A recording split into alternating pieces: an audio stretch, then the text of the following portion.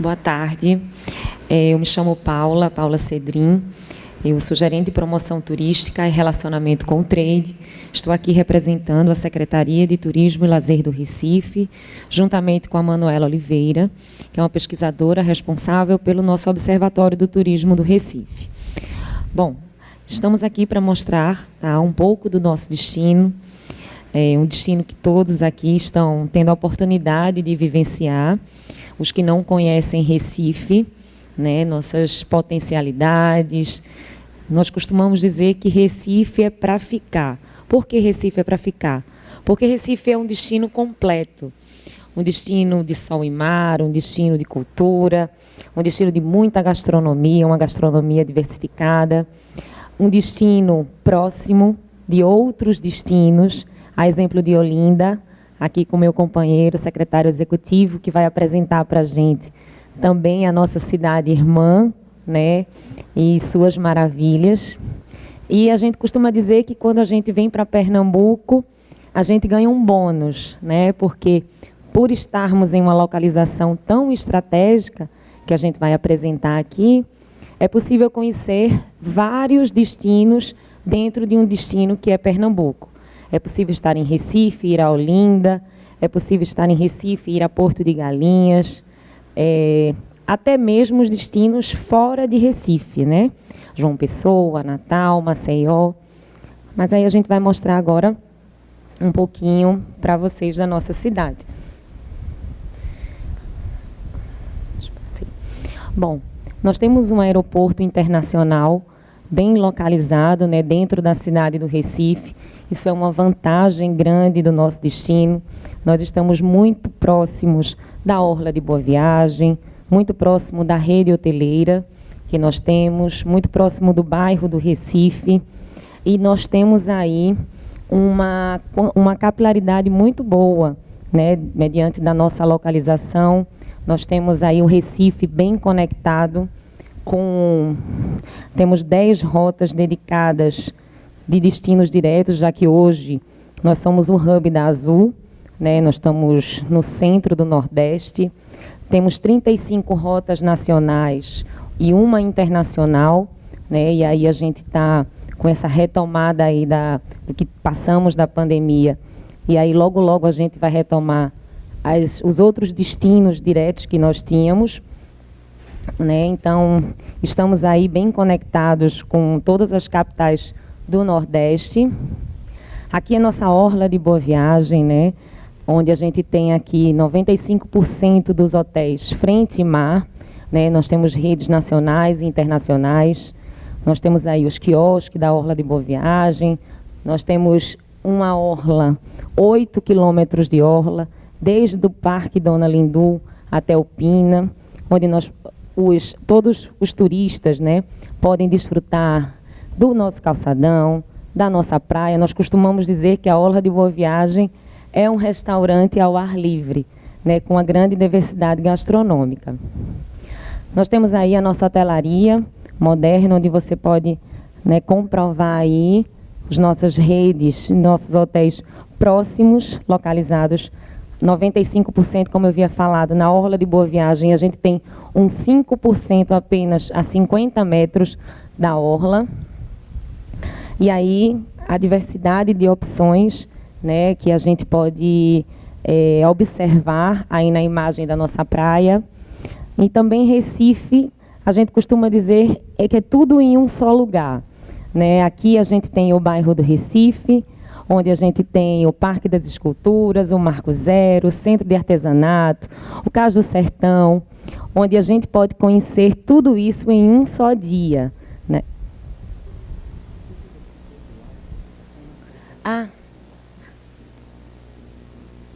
Eu sou canhota. Em um só dia. Então, aí a gente tem diversas opções, né, ao longo dos bairros São José, Santo Antônio, e várias opções também de gastronomia, de centro de artesanato. Deixa eu passar aqui para vocês. Então, o nosso Marco Zero, né, onde desde aí do quilômetro zero a gente pode traçar outras distâncias do Recife. O Parque das Esculturas, de Francisco Brenan. Centro de artesanato, como eu havia falado, muito próximo ali também do Marco Zero. A Rua do Bom Jesus, onde a gente tem aí a sinagoga e a Embaixada dos Bonecos.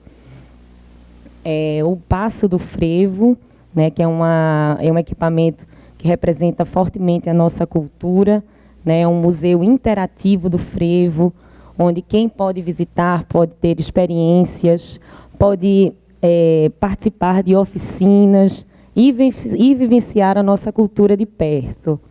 Temos o Cais do Sertão, que é uma outra opção também de equipamento que pode ser vivenciado na nossa cidade, onde você tem a oportunidade de fazer uma imersão do interior dentro do destino Recife.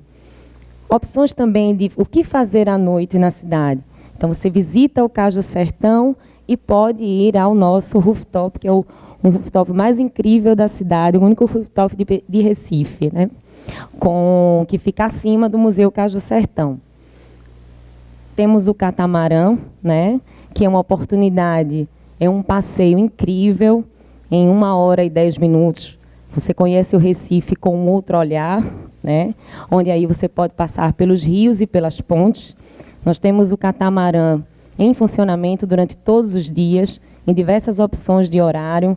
Acho que é um passeio incrível, né, que você pode conciliar e vender para o agente de viagem, mesmo que ele esteja fazendo uma passagem pelo destino Recife. Também o catamarã com opções de lazer durante a noite, com o seu restaurante. Os museus mais distantes, né, que nós temos a Oficina Francisco Brenan e o Instituto Ricardo Brenan, com o equipamento, o museu e a opção do almoço, né, no restaurante Castelos, que está ao lado do Instituto. Também no bairro do Recife, voltando, né, como uma outra opção de turismo de experiências, nós temos o Pátio de São Pedro. Hoje ele é um equipamento completo, né, onde você pode conhecer vários museus, você pode conhecer a Igreja de São Pedro, você pode desfrutar da gastronomia que existe dentro de um mesmo espaço. Então, durante a semana, nós temos algumas atrações culturais que nós proporcionamos para todos os turistas. Temos a quarta da Pracinha de Boa Viagem, a gente tem algumas apresentações culturais, e a quinta no Recife Antigo. São 2 eventos que acontecem todas as semanas, são eventos gratuitos, tá? Disponíveis tanto para o cidadão recifense quanto para o turista. Além disso, nós temos os passeios, né, o Recife Walking Tour, que a gente realiza todas as sextas-feiras, e o nosso projeto Olha Recife, que é um projeto de sensibilização turística, também gratuito para o turista e para o cidadão que está na cidade durante esse período.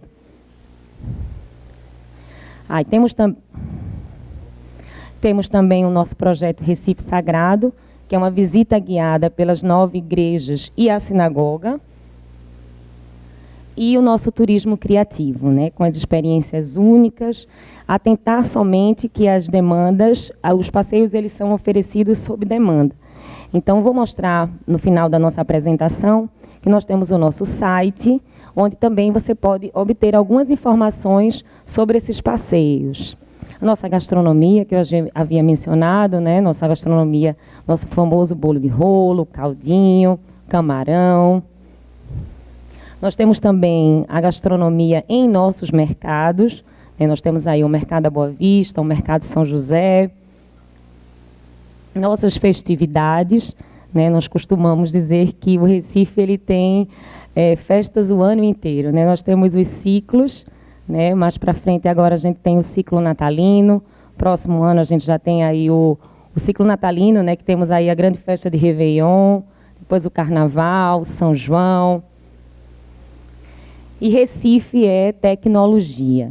Nós temos o nosso site, que é o Visit Recife, visit.recife.br, onde vocês podem encontrar todas as informações do destino, informações do que fazer, onde comer, onde ficar, onde se hospedar. E para os que não seguem ainda o nosso Instagram, por favor, seguir o @visitrecife, tá? E conhecer aí as informações também do destino. Nós estamos alimentando as nossas ferramentas diariamente com conteúdos exclusivos. E o nosso Agente Tá-On. O Agente Tá-On, ele é uma ferramenta, tá? É um WhatsApp Marketing que nós temos. Então, vocês podem anotar esse número, que toda semana nós enviamos conteúdos exclusivos sobre o destino. São imagens, são informações do que estão acontecendo na cidade, são dicas, são curiosidades, que é muito importante para contribuir aí com as informações que vocês têm para passar para os clientes de vocês. Bom, e é isso, pessoal. Eu agradeço demais aí a atenção de todos, espero que tenham gostado. Eu vou chamar aqui a Manuela Oliveira, aqui ao palco, para falar um pouquinho para vocês do nosso Observatório do Turismo.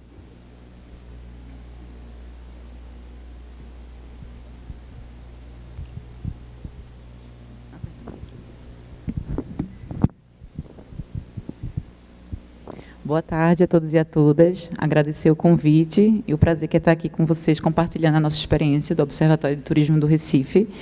Como a minha colega Paula falou, me chamo Manuela Oliveira, sou gestora e pesquisadora do Observatório.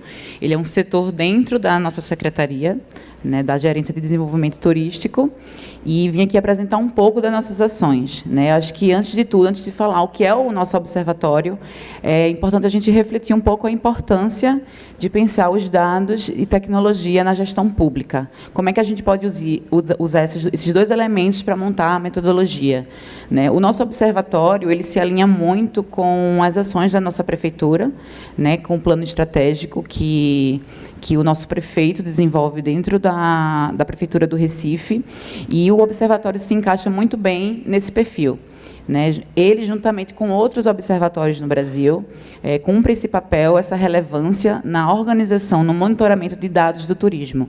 Então, o Observatório de Turismo do Recife, ele nasce justamente dessa demanda, né, de entender um pouco do nosso trade, de como funciona o nosso turismo, e a gente consegue isso através dos nossos dados.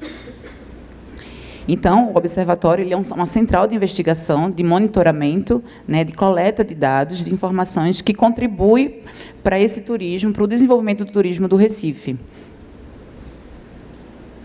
E qual é a importância do observatório? Através dos dados, a gente consegue pensar uma gestão pública, né, montar planos estratégicos para desenvolver melhorar, inclusive, a experiência do próprio turista da nossa cidade.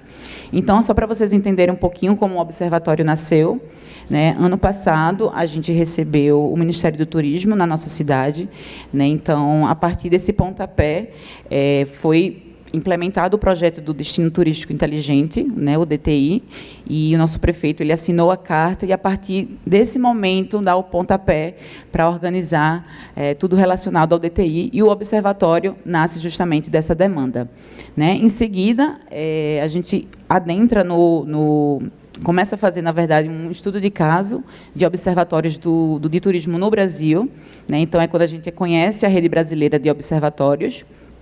E aí a gente dá esse pontapé inicial. Tínhamos apenas alguns dados e a gente começa a confeccionar esse anuário, trazendo as informações de Recife, e, em seguida, a gente se insere nessa rede brasileira de observatórios, né, a RIBOT, no qual é uma entidade importantíssima nesse processo. Inclusive, nós tivemos o nosso primeiro encontro presencial no meio do ano, então foi um encontro muito legal, no qual a gente pôde conhecer todos os colegas que desenvolvem esse trabalho, que é importantíssimo para o turismo. E, em seguida, em março, a gente faz o lançamento para o Trade, né, que foi o momento de apresentação desse observatório, e também o fomento das parcerias, né? Júlia está aqui representando a BIH, por exemplo. Então, nós temos algumas parcerias que colaboram também para o trabalho do observatório. E, em agosto, finalmente, agora recentemente, recebemos o certificado DTI, que foi um grande momento para a nossa secretaria, para a nossa cidade, enquanto destino turístico inteligente. Aqui está a nossa secretária, Pamela Alves, recebendo a certificação em Brasília. E aí a gente já, na verdade, tinha começado esse processo do DTI, que é um projeto, na verdade, que agrega outras capitais no nosso Brasil, né? Então, esse projeto piloto Recife faz parte, e a gente tem alguns eixos, né, no qual a gente está atendendo a cada eixo desse, como sustentabilidade, tecnologia, governança. Então, todos esses eixos a prefeitura, juntamente com o plano estratégico, desenvolve atividades e ações para desenvolver cada um deles. E as parcerias. As parcerias é importantíssimo nesse processo. Né? Logo no início, a gente se reuniu com cada um deles, e cada um deles contribui com dados. Então, o observatório ele trabalha com dados primários e dados secundários. Né? Então, a gente tem aqui a ABIH, a AENA, a Impetur, que são um dos grandes parceiros, né? A associação, a Abrazel, a ABAV, a Secretaria de Planejamento, Gestão e Transformação Digital também, a Secretaria de Desenvolvimento Econômico, do qual a gente colhe os dados de faturamento, arrecadação de ISS, o CAGED, por exemplo, o Recife Convention, o Departamento de Hotelaria e Turismo da Universidade Federal de Pernambuco, é uma importância relevante, né, sendo bem redundante, na verdade, porque a participação da universidade dentro do observatório traz o alunado, traz os docentes, a pesquisa também para o observatório, que é uma das grandes ações também que a gente tem nas nossas atividades, e o Centro de Atendimento ao Turista. Essas parcerias elas vêm aumentando a cada mês, né? Então, as atividades do observatório elas vêm ampliando cada vez mais. Né? Temos apenas 9 meses de funcionamento e acredito que a gente já vem desempenhando uma boa atividade. E aqui são alguns dos indicadores. Né? Quando eu repassei a apresentação, inclusive, a gente tinha esses indicadores que a gente trabalha, mas hoje a gente trabalha em torno de 17 indicadores. Né? Alguns indicadores são apenas de interesse estratégico da gestão e alguns outros a gente pode publicar, né, para o público em geral, para os interessados. Né? Então, hoje a gente tem a arrecadação de ISS, faturamento, o CAGED, do qual a Secretaria de Desenvolvimento Econômico compartilha com a gente, a taxa de ocupação hoteleira, também, que mensalmente nos envia as informações, a movimentação de passageiros do aeroporto, junto com a AENA, a malha aérea, junto com a Impetur, o Centro de Atendimento ao Turista também, que aí é de responsabilidade nossa, a gente também recruta esses dados mensalmente.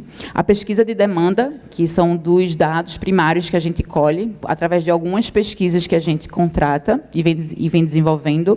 A diária média também, e o número de visitantes nos atrativos. Né? A Paula comentou alguns deles, como o Olha Recife, que é esse projeto de sensibilização turística, e através do Olha, por exemplo, a gente também consegue conhecer esse turista, né, de onde ele vem, quantos são, o interesse desse turista também em nossa cidade.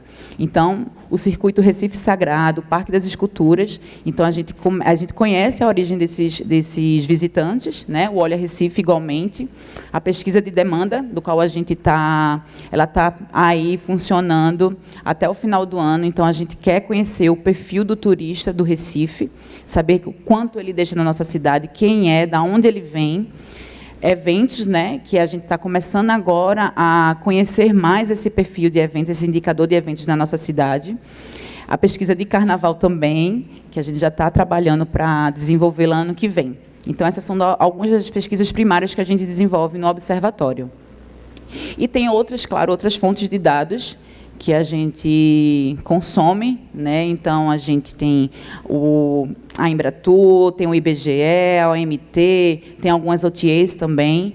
Então, todas essas entidades, associações e órgãos, eles colaboram de alguma maneira para o fomento de dados no Observatório do Recife. Por quê? Para a gente não é somente importante entender como o turismo de Recife funciona, mas o que é que acontece no mundo também que impacta o nosso turismo.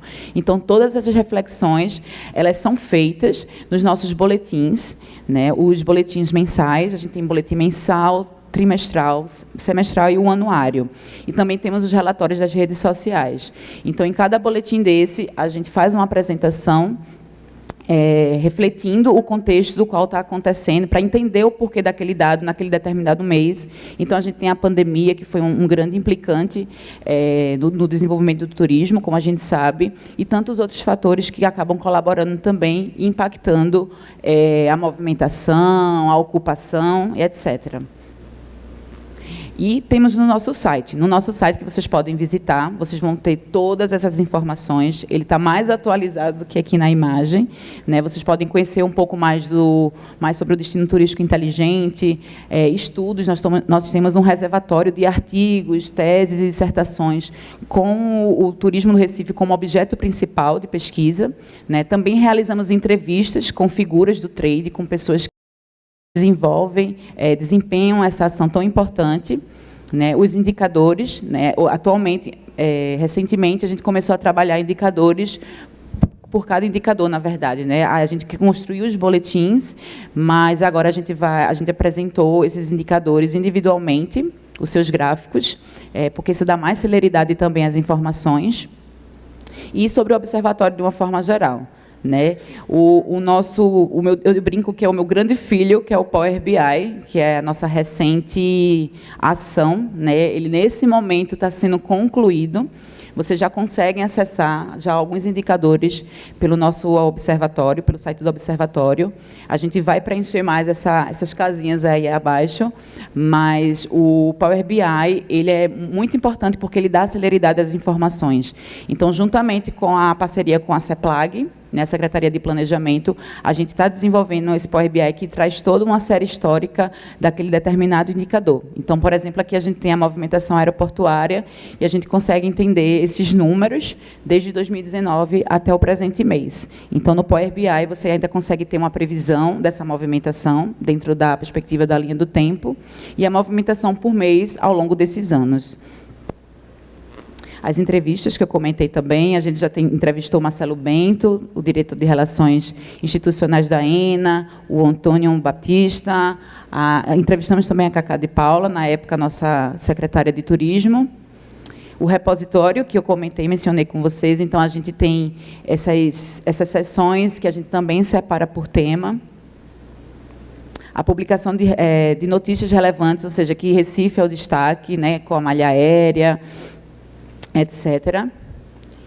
As redes sociais. A nossa principal rede social é o LinkedIn. Então, toda e qualquer ação que a gente desenvolve dentro do Observatório e também da Secretaria de Turismo do Recife, a gente publica aqui no Observatório, onde a gente também fomenta o nosso network.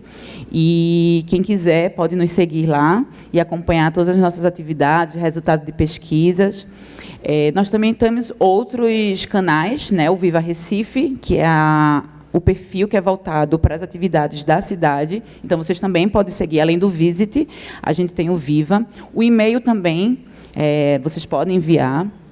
O Informativo Recife, que é um correio que acontece dentro da prefeitura, e não. Então, cada vez que a gente gera algum dado, algum boletim, ele circula e todos os servidores públicos da prefeitura têm conhecimento dessas informações. E os grupos de WhatsApp, né, com o Trade, com a universidade, com a Rede Brasileira de Observatórios do Brasil, e o Conture também, que é o Conselho de Turismo do Recife, né, que também é um espaço do qual a gente também pode compartilhar esses dados. E é isso, gente. Quem quiser conhecer mais do nosso trabalho, pode acessar qualquer uma dessas redes, ou vir falar comigo, para a gente conversar um pouco e a gente compartilhar mais experiências. Obrigada.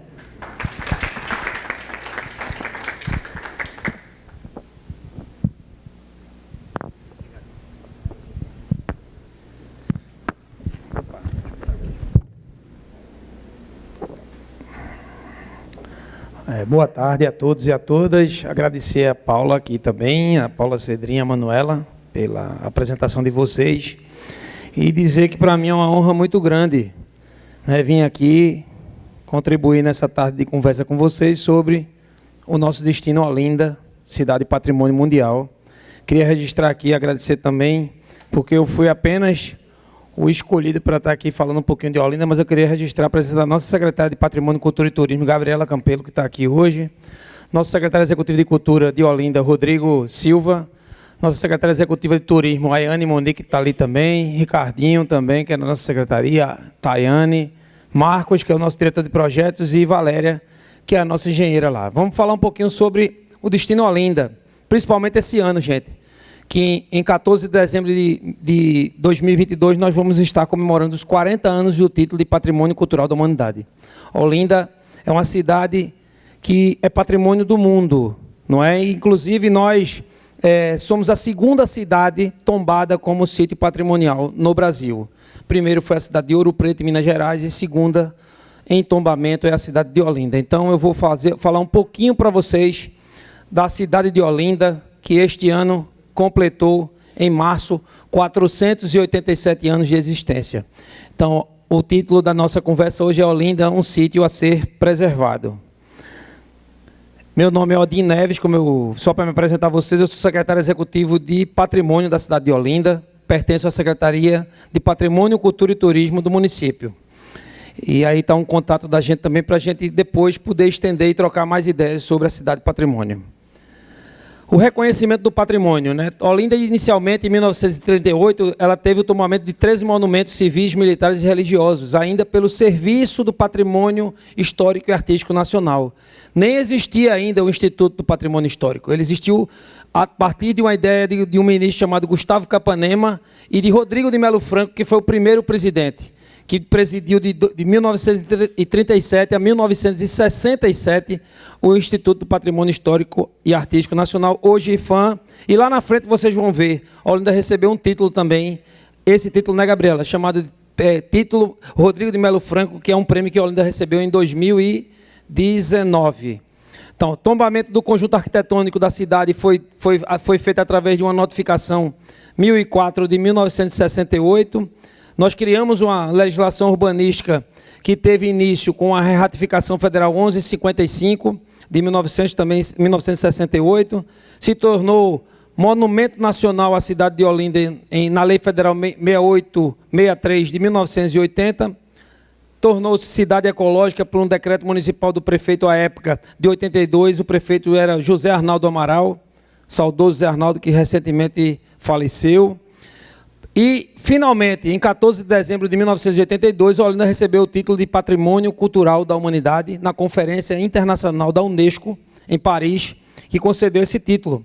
Olinda tomou conhecimento, à época, desse título no adro da Igreja da Sé. Quem conhece aqui o Alto da Sé em Olinda, nós temos a Catedral Metropolitana lá, e lá a cidade tomou conhecimento de que, em Paris, teria sido concedido, e foi concedido o título de Patrimônio Mundial. Então, nós também fomos, no ano de 2006, escolhidas como a primeira capital brasileira da cultura, por então existente Ministério da Cultura. Sobre o título, pela Convenção da Unesco, de 17 a 21 de novembro, que é a Convenção sobre o Patrimônio Cultural. Esse ano, a Unesco comemora 50 anos da edição desta convenção. 50 anos da convenção, 40 anos do título de Patrimônio Mundial para Olinda. E aí está a definição de patrimônio cultural. Os monumentos, obras arquitetônicas, esculturas ou pinturas monumentais, objetos ou estruturas arqueológicas, inscrições, grutas e conjuntos do valor universal, excepcional do ponto de vista da história, da arte ou da ciência. E os conjuntos de tombamento, grupos de construções isoladas ou reunidas que, por sua arquitetura, unidade ou integração, a paisagem tem valor universal, excepcional, do ponto de vista da história, da arte ou da ciência. Por que Olinda recebeu o título? Porque Olinda atendeu alguns pressupostos dessa convenção. Dentre eles, os critérios culturais estabelecidos pela Unesco foi mostrar um intercâmbio de valores humanos durante um determinado tempo ou em uma área cultural do mundo, no desenvolvimento da arquitetura ou tecnologia de artes monumentais, do planejamento urbano ou do desenho de paisagens. E no item 6, ser um exemplo de um tipo de edifício ou conjunto arquitetônico, tecnológico ou de paisagem que ilustre significativos estágios da história humana. Justificativa do ICOMOS. O ICOMOS é um conselho internacional que monitora os monumentos e sítios arqueológicos e sítios patrimoniais no mundo. Em maio de 82, Olinda, lá dizia o ICOMOS, mantém o charme de cidade-museu do período colonial. Olinda é uma cidade do século XVI. Nasceu quando aquela célebre frase do Duarte Coelho, que no alto da colina, onde hoje está a Igreja da Sé, disse, ó, linda situação para se construir uma vila. Foi lá em 12 de março de 1535 que teria dito isso o nosso ilustre Duarte Coelho Pereira, naquela ocasião, o comandante da capitania, a quem foi atribuído pelo rei de Portugal a condução da capitania de Olinda. Possui exemplares raros da igreja de igrejas e conventos do século XVI. Uma qualidade única do sítio histórico de Olinda é a manutenção do equilíbrio entre a ocupação dos lotes pelas construções e as áreas verdes dos quintais. A possibilidade de encontrar inesperadamente uma igreja ou um paço ao virar cada esquina. Justificativa ainda do ICOMOS, o refinamento da sua decoração, constatando a simplicidade das casas com suas cores vivas. Como cidade largamente apreciada por artistas, Olinda tem sido objeto de inúmeras medidas de preservação. A Igreja das Graças, o Colégio Jesuíta, o Convento do Carmo, o Palácio dos Bispos têm sido quase completamente restaurados. A construção de novas áreas são reguladas por um plano diretor que determinou uma zona de proteção estendida em 1979. Depois desse plano diretor, a gente teve em 1992 a Lei Urbanística do município, que é a 4849, que estabelece o uso e ocupação do solo no âmbito do sítio histórico. Garantias para a manutenção do título de Patrimônio Cultural da Humanidade. A preservação dos monumentos conforme o existente à época da concessão do título pela Unesco, onde tem esta prerrogativa. É preciso manter a estrutura de conservação para que a gente possa permanecer com este título. Este título é monitorado decenalmente. A cada 10 anos, a Unesco envia equipes para todas as cidades patrimônio mundial da América Latina e Caribe e do mundo para o monitoramento da concessão do título. A preservação de áreas verdes nos quintais é um dos critérios, a manutenção da simplicidade de suas fachadas, a constante aplicação de medidas de preservação do patrimônio construído, a aplicação contínua da legislação de preservação do sítio histórico. Nós temos em Olinda o Conselho de Preservação dos Sítios Históricos. É uma entidade criada em 1979, através da Lei 4119, e que também teve sua reorganização interna estabelecida pela Lei 5.679. Este conselho é formado por sociedade civil e governo nas suas 3 esferas: governo federal, governo estadual e governo municipal. Hoje é composta por 16 conselheiros e eu tenho a honra de presidir o conselho neste biênio até 2024, se assim Deus permitir. Então, são atribuições do conselho, dentre outras: formular diretrizes a serem obedecidas na política municipal de preservação dos bens culturais, visando a valorização e a integridade destes bens, compatibilizando o binômio cultura e desenvolvimento, garantindo a qualidade de vida. Propor ao Poder Executivo Municipal.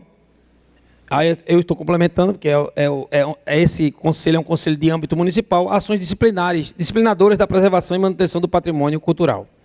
O Fundo de Preservação. Nós temos, com a criação do conselho, nós temos um fundo de preservação que é um fundo específico para captação de recursos e aplicação de recursos no âmbito do sítio preservado. Ele foi instituído, obviamente, seguindo o marco legal da criação do conselho, com a Lei 4119, mas o fundo em si ele é criado 20 anos depois, pela Lei 5.189, e suas alterações aí posteriores. Como eu falei, a lei que respalda os sítios é a Lei 4849/92, e aqui compete a gestão da conservação e manutenção dos seguintes equipamentos. Nós temos, dentro do âmbito do sistema de preservação, o Arquivo Público Municipal Antonino Guimarães, o Espaço Cultural da Fábrica do Carnaval, Mercado da Ribeira, Laboratório de Arqueologia, esse fica no subsolo do Mercado da Ribeira, Cine Duarte Coelho, Observatório de Astronomia, que é o Observatório do Alto da Sé, bicas centenárias que constituem e fazem parte dos costumes à época do consumo e da regulação, por exemplo, do consumo de água no município, e principalmente no âmbito do sítio, que são as bicas de São Pedro, Quatro Cantos e dos Rosários. Recentemente, inclusive na atual gestão da prefeitura, elas foram objetos de uma reforma, de uma requalificação. O Cine Olinda, Mercado da Ribeira, novamente ali, porque ele faz o contexto com os laboratórios, Teatro do Bom Sucesso, Laboratório de Imóveis Integrados, de Bens Móveis. Temos as Casas dos Povos de Língua Portuguesa, uma casa que fica na Rua do Amparo, Casa 28, Biblioteca Pública Municipal, Clube Atlântico de Olinda, Casarão Herman Ludwig, onde já funcionou um pronto-socorro da cidade, Mercado Eufrásio Barbosa, que é esse que fica no bairro do Varadouro, na entrada da cidade, Palácio dos Governadores, hoje sede do Poder Executivo Municipal e já foi sede do Governo Geral do Brasil, que lá na frente vocês vão ver que eu faço uma referência. A Casa do Turista, onde funciona hoje a Secretaria Executiva de Turismo, fica nos Quatro Cantos de Olinda, e a Casa da Rua do Sol, onde será o futuro mercado de peixes. É um projeto que a gente vem tratando e a gente tem a perspectiva que nos próximos anos a gente consiga colocar a efeito o mercado de peixes. A gestão da conservação é mais ou menos o resumo do que eu falei para vocês aí, do tombamento, das datas onde houve o tombamento do conjunto, a lei urbanística, a implantação do sistema, título de monumento nacional, título de cidade ecológica e título de patrimônio da humanidade. E aí a gente vem para alguns dados, não tão técnicos nem legais, porque senão vai ficar muito chata essa conversa com vocês aqui, de uma cidade tão bonita e tão importante para viver, que eu até dizia para as minhas colegas aqui do Recife que nós somos cidades irmãs. Na verdade, não somos, não. Eu vou mostrar para vocês que, na verdade, Recife é filho de Olinda. Mas depois eu contextualizo isso com vocês. Anualmente, nesta data, 27 de janeiro, Olinda é a capital simbólica do Brasil. Inclusive, existe simbolicamente nesse dia, o Brasil é governado por Olinda. A gente realmente tem, inclusive, essa manifestação no dia 27 de janeiro, em homenagem à restauração pernambucana, que foi uma espécie de independência de Olinda, logo após a expulsão dos holandeses aqui na invasão holandesa. Povo Forte, está aqui Bernardo Vieira de Mello, e o primeiro movimento da independência no Brasil com o Grito da República, em 1710, ali nas ruínas do Senado da província, defronte do Mercado da Ribeira, em 1710, o comandante Bernardo Vieira de Mello, que era um dos principais líderes dessa resistência à invasão holandesa, ele faz o primeiro manifesto sobre a independência do Brasil, ou seja, isso acontece 112 anos antes da nossa independência e acontece 79 anos antes da tomada da Bastilha na França, com os ideais de iluminismo, de Voltaire, de Montesquieu. Lá, a França, só 79 anos depois, é que conseguiu estabelecer os ideais de república. Aqui, 79 anos antes, a gente já tinha aqui na província essa discussão sobre a independência de Pernambuco do Brasil. Então, vem aí os ideais revolucionários. As ideias iluministas disseminadas no seminário de Olinda e nas lojas maçônicas influenciaram diretamente o movimento que tomou o poder e estabeleceu a República de Pernambuco, em 1817. Aqui está um manifesto pela independência do Estado, contrário aos ideais de Napoleão, e ali a história da nossa bandeira do Estado de Pernambuco, que ali está contextualizado. O azul é a grandeza do céu de Pernambuco, o branco é a paz, o arco-íris a união de todos os pernambucanos, as estrelas acima representam Paraíba, Rio Grande do Norte e Pernambuco, no Nordeste, o sol que forja a energia do nosso Estado, e, por fim, a fé na justiça e no... que eu não estou conseguindo ler, mas peraí. E no entendimento, exatamente. Esses são os significados da nossa bandeira pernambucana. No Mosteiro de São Bento é onde funciona, onde são instalados os primeiros cursos jurídicos no Brasil. O primeiro curso de Direito é instalado no Brasil por um decreto imperial em 1827, e que estabelece no Mosteiro de São Bento, até hoje existe o simulacro da biblioteca e na sacristia o simulacro da sala onde se deu a primeira aula de cursos jurídicos no Brasil, em 1827. E aí estão os prêmios mais recentes que nós conquistamos. Olinda conquistou como cidade histórica, e não só histórica, mas nesse contexto do empreendimento, da cultura, do turismo e do patrimônio. Temos o prêmio Prefeito Empreendedor, que o prefeito Lupécio recebeu em 2018, pelo SEBRAE, o prêmio IFAM, o prêmio que eu fiz referência a vocês aqui, o prêmio Rodrigo de Melo Franco de Andrade, em 2019, pelo projeto Pinte Seu Patrimônio, que, resumidamente, é um projeto onde a gente faz um trabalho de adequação, pintura e de intervenção no casario histórico, tanto em sua pintura como na intervenção nas fachadas. Esse projeto ele foi reconhecido pelo IFAM, através do prêmio Rodrigo de Melo Franco, e ele é feito e executado no dia a dia por uma equipe de ressocializados, de reeducandos. É um convênio, né, Gabriela, que nós temos no município. O maior convênio de reeducandos do Estado hoje é o nosso, 680 reeducandos que nós temos hoje, que estão vindos e egressos do sistema prisional, que recebem um treinamento para atuar no patrimônio. Isso foi reconhecido nacionalmente pelo IFAM. Além disso, o Prêmio Nacional de Turismo, em 2019, Festival da Tapioca, de Olinda, Tapioca Patrimônio Imaterial, de Pernambuco também, e o Prêmio de Pernambuco de Turismo 2021. Nosso Carnaval, que é a maior festa da cidade e que é conhecido aqui e além mar, né? Até no resto do mundo conhece o nosso Carnaval. Nosso Carnaval tem origem e descende dos festejos culturais da Península Ibérica, conhecidos como entrudos, que marcavam a entrada da Quaresma, no século XIII isso. No Brasil, os festejos recebem influências de matrizes africanas. Em 1604, passa a ser proibido o carnaval. Surgem os primeiros clubes pedestres, que se apresentavam em cortejos precedidos de estandartes e seguidos com cantos diferentes dos clubes aristocráticos, que se apresentavam em carros. Antigamente, o carnaval, no Recife e em algumas outras cidades do Brasil, ele era feito em cursos, né, em carros. O primeiro registro de carnaval de rua, de pé no chão, é esse registro de Olinda, que começa a estabelecer essa cultura do carnaval de rua e o carnaval de pedestre. Até hoje é assim. E os primeiros clubes formados, em sua maioria, por trabalhadores, recebiam nomes evocativos a elementos do trabalho, como Clube das Paz, Clube Vassourinhas de Olinda, Clube Caiadores, Clube dos Lenhadores e assim sucessivamente. Frevo, a origem do frevo, do nosso frevo, também patrimônio imaterial, patrimônio cultural. Nos clubes antigos existiam normas rígidas para os sócios que frequentavam os clubes, inclusive com relação às coreografias. Muitos foliões, principalmente os capoeiras, se recusavam a segui-las, aproveitando as músicas de orquestras de metais com saltos e requebros quaisquer que lhes agradassem. Aos poucos, as orquestras foram modificando as poucas marchas e dobrados militares. Eram festas extremamente formais, adaptando ao ritmo e tornando-se cada vez mais acelerado e contagiante, caracterizando o fervor no povo, o ferver. Né? Vem daí a origem da palavra frevo, no povo que originou o nome frevo, como eu acabo de dizer. Bonecos gigantes, nossos embaixadores do carnaval. Né? Surgem em Belém de São Francisco, na verdade, no interior de Pernambuco. Em Olinda, o primeiro boneco, nosso embaixador do carnaval, né, Gabi? Foi o Homem da Meia-Noite. Esse ano, ele fez 90 anos, é nonagenário. Daqui a 10 anos, se Deus quiser, vão comemorar o centenário do Homem da Meia-Noite. E é o maior calunga e a maior representação, talvez, dos bonecos da cidade, sem dúvida nenhuma, o Homem da Meia-Noite. Sendo ele criado por Anacleto Bernardino da Silva.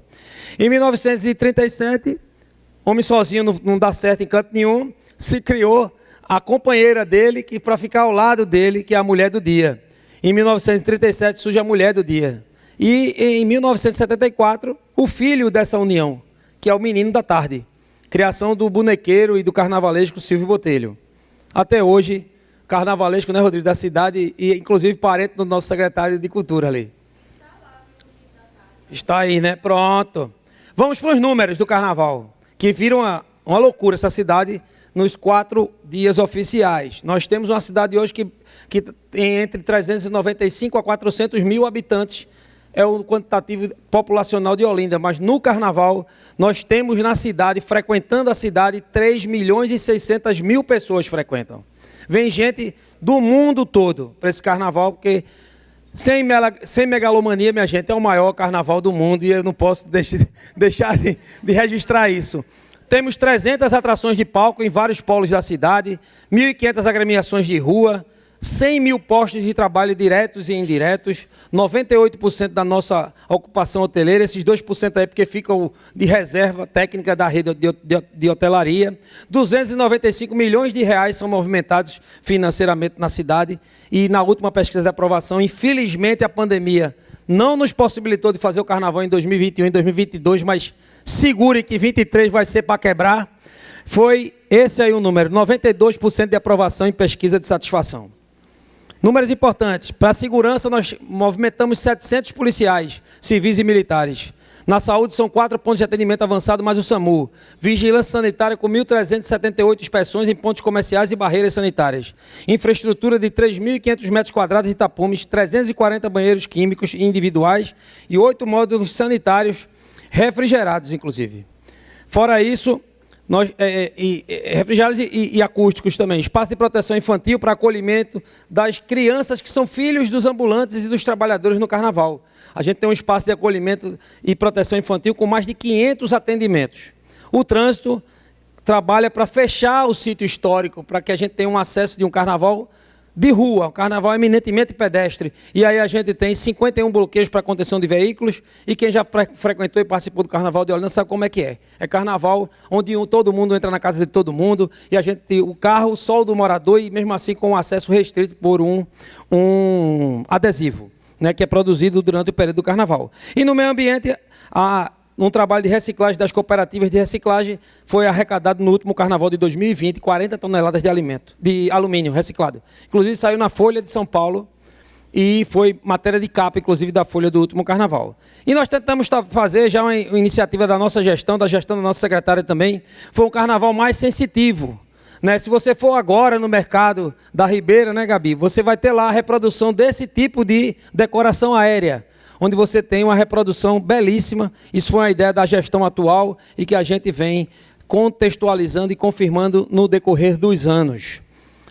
Fora isso, se alegava muito aqui, só para vocês terem um contexto, que o nosso prefeito ele ia acabar com o carnaval. Esse aqui era o lema que se espalhava na classe política de Pernambuco. Pelo contrário, Lupécio criou, o prefeito e a nossa gestão atual criou o Festival da Tapioca, que não existia, Festival da Cerveja Artesanal, inclusive recentemente realizado.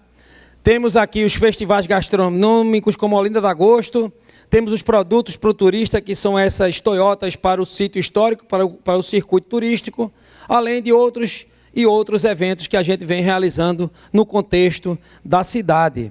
E Olinda, como eu dizia antes, e eu queria só fazer o link para dizer às meninas por que eu digo que Olinda é mãe de Recife, porque, pois não.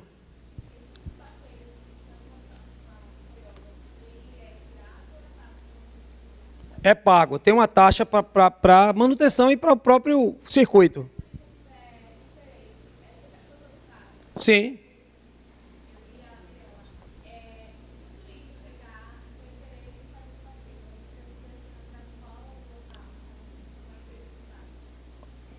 A Yane, que é a secretária de turismo, pode te dar mais dicas. Diz aí, Yane.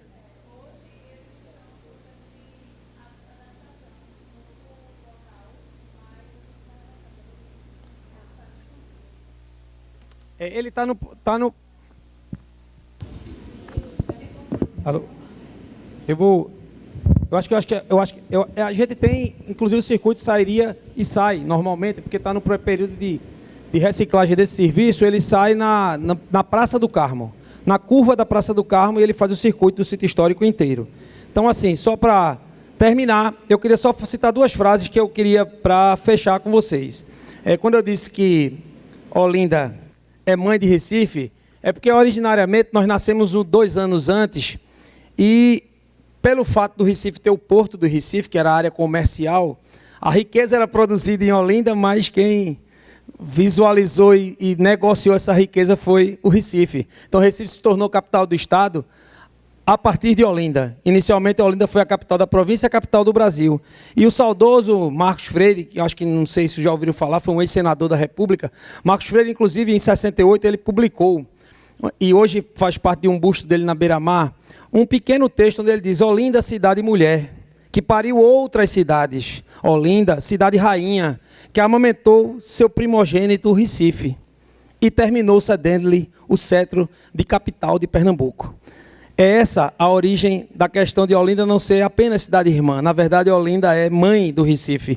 E usando também uma outra máxima de um poema de um grande poeta pernambucano chamado Carlos Pena Filho, ele dizia que Olinda é só para os olhos, não se apalpa, é só desejo. Ninguém diz é lá que eu moro, diz somente é lá que eu vejo. Então Olinda é isso, Olinda do mundo, Olinda de cada um, dos que fazem parte dela, e mais ainda, Olinda é patrimônio de toda a humanidade. Eu queria dedicar hoje, pedir até licença a vocês para dedicar e agradecer a minha secretária. Eu queria dedicar essa apresentação a meu pai, que faleceu ontem, e eu acompanhei o sepultamento dele ontem, e a minha secretária perguntou: você vai fazer a apresentação? Eu digo: para falar de Olinda, eu não considero outra homenagem melhor para ele, que foi jornalista, ex-secretário do município, na época do título, do que vir aqui hoje sustentar isso, tá, gente? Então venham para Olinda e participem. 2023 vai ser o melhor carnaval da história de Olinda. Obrigado.